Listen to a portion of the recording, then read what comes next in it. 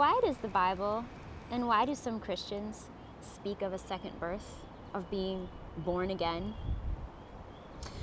For some, the phrase carries a whiff of misogyny.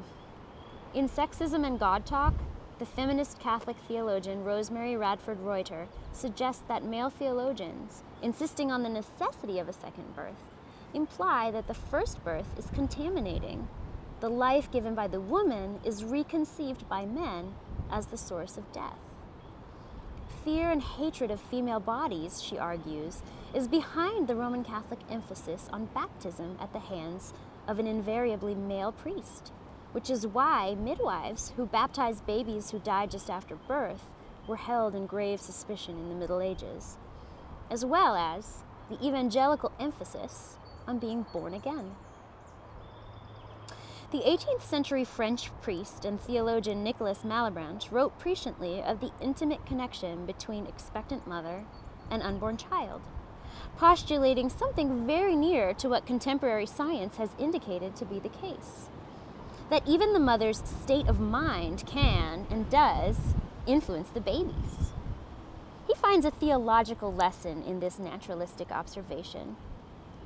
Because of this communication between mother and child, it must also be that sin comes from woman, that through her we are subject to death, and that our mother has conceived us in iniquity.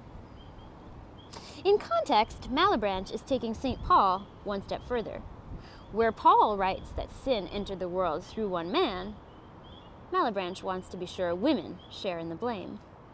His emphasis on the contaminating effects of the mother's body and mind on the baby she houses may well reflect the fear and loathing of bodies in general, and female bodies in particular, that has long dogged Christianity and Western thought more generally.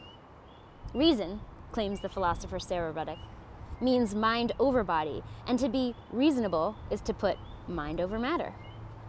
In Western philosophy, she argues, mind and reason are coded as masculine, while bodies, particularly female bodies with their troubling tendency to bleed, leak milk, and exhibit insufficient individuation by hosting other tiny human bodies, stand for all that reason is not.